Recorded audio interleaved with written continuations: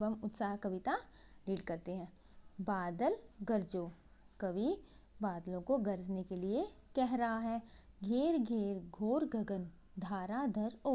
कवि बादलों को कह रहा है कि घेर घेर घोर गगन यानी पूरे आकाश को घेर लो, पूरे आकाश में छा जाओ, चारों तरफ से पूरे आकाश को तुम घेर लो। धारा धर ओ धाराधर यानी धारा को धारण करने वाले, धारा को धारण करने वाले, पानी को धारण करने वाले होते हैं बादल।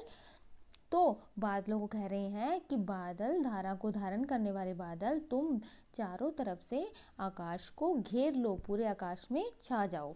एक मैंने आपको अलंकार पढ़ाए थे, तो आपको पहली लाइन में घेर घेर घोर गगन धारा धरो, तो इसमें आपको अलंकार की पहचान बताई थी। यहाँ पे हमारा अनुप्रास अलंकार है।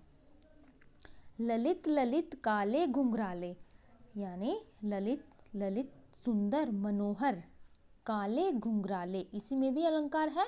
आपको इनमें पहचान करनी है कि कौन कौन सी लाइन में कौन सा अलंकार है। तो जो छायावादी कवि होते थे वो अपनी कल्पना से, प्रकृति से जुड़ी हुई रचनाएं करते थे और कविता को सुंदर बनाने के लिए उसमें अलंकार भी समाहित करते थे, जो कि हमें दिखाई दे रहे हैं।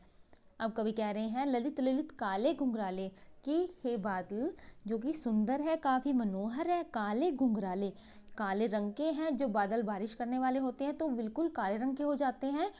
और घुंघराले जैसे बच्चे के बाल जैसे घुंघराले होते हैं, वैसे ही बादल भी घुंघराले अपने रूप दिखा रहे हैं। जो उनकी छवि है, उनकी से कैसे दिख रहे हैं बादल, वो कवि बता रहे हैं। बाल कल्पना कैसे पाले, और वो बाल की कल्पना कैसे पले हुए हैं। जैसे बाल यहाँ पे बच्चे को कहा गया है, कल्पना उनकी सोच को कहा गया है। जैसे एक बच्चे की सोच होती है, वो पल में कुछ होती है और पल में ही कुछ और हो जाती है, यानी हर पल में बदलती रहती है।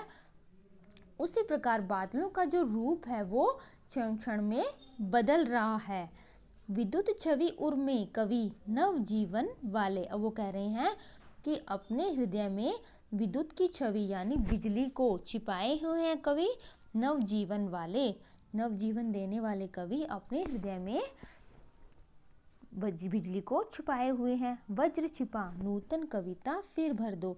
अब वज्र जो एक हथियार होता है, जो एक अस्त्र होता है, उसको छिपाकर नई कविता फिर भर दो, यानी जो आम जनता है जिसमें निराशा आ चुकी है, तो वो एक बादलों के माध्यम से कह रहे हैं कि एक कवि ऐसा होना चाहिए जो एक तरफ तो जो निराशा से जो भरे हुए लोग उनके मन में आशा का संचार कर दे, और उनके खिलाफ जो उनके विरुद्ध है, जिन्होंने उनको गुलाम बना रखा है, उनके विरुद्ध उनके मन में क्रांति की भावना का संचार हो, वो एक साथ हो जाए और अंग्रेजों के खिलाफ क्रांति कर दे। तो वो कवि ऐसे चाहते हैं कि ऐसा कोई साहित्य की रचना करने वाला होना चाहिए।